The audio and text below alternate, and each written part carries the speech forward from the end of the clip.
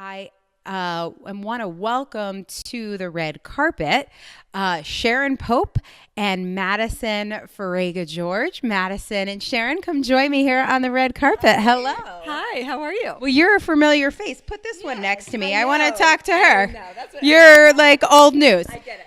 Okay. So Sharon and Madison are the authors of Growing Up for Grown-Ups, and you've got a grown-up and a growing up right here, taking lessons from the kids in our lives. So I guess I want to start off, Madison, by asking you, how do you know this best-selling author?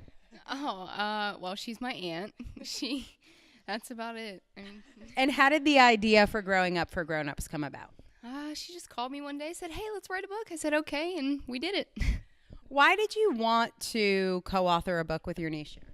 Well, so when we get together, which we try to do pretty frequently, our conversations aren't, I think, normal, like adult-child conversations. Maybe that's because I'm a life coach. Maybe that's because she's far more mature than anyone who's 17 should be. But we get into these really deep conversations, and we talk about things like relationships and life and love and problems and things like that. And so, yeah, it's always been one of those things like, we should write a book someday. And then I told her, okay, it's kind of now or never. Are we doing this? And so we did it. I love it. So Growing Up for Grown-Ups, what's it about and who did you write it for? It's basically just a remembrance to who you were. Like as a child, as you grow up, you pick up all these layers and just things that you learn, and it's unnecessary, and you forget who you are and who you were meant to be. And so it just helps you figure out yourself.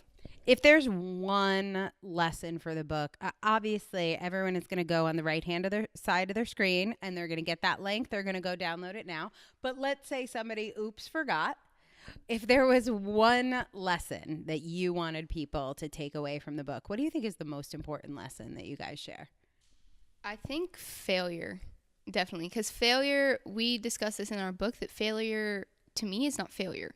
Because failure, you learn from it. It's basically like just another thing you can learn, and it's not failure. What about you, Sharon? Same or different? Well, I like the theme of failure and the example that we use in there, because we're talking about when you come into this world as a child, you are much more wise than I think most of us adults give children credit for. And so when a child is learning to walk, like the child doesn't just start walking and fall down and then go, oh, I guess that walking thing isn't for me. It's just for those big people, right? No one's told them that they shouldn't just keep trying. So they keep trying until they get it. But one of the things that we've learned along the way that Madison's talked about is like when we fail, we've somehow made that into us being a failure. And that's just a story we're running in our minds that is not helping us. So this is that's an example of like the wisdom that the children have that we somehow lost along the way. Great example. So we have about 429 questions that just came in. Amazing. But Full Heart Melanie says, Sharon, you just unlocked a code for me. Now or never just spoke to me. Thank you.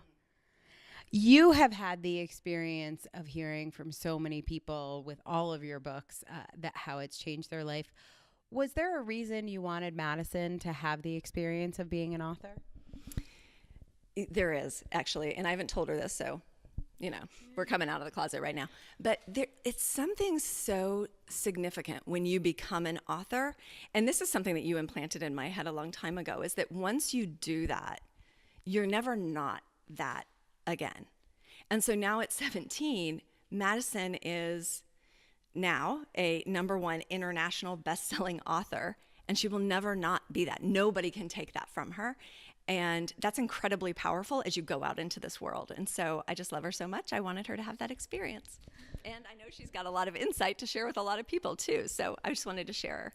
And just getting that feedback from people of how something you say in a book could affect them. I don't know, as you're listening, if you have an idea for a book and you think, what would it be like for somebody in Germany or Serbia or Idaho, somebody you would never have a chance to meet, to get a message from them and say, wow, your book really changed my life.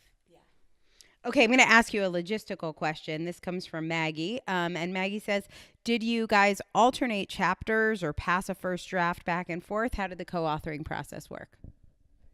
Well, Sharon gave her input, and then it shows you, it'll say like Madison's point of view, and it just gives you both of our opinions because we agree on a lot and there's a lot that we disagree on.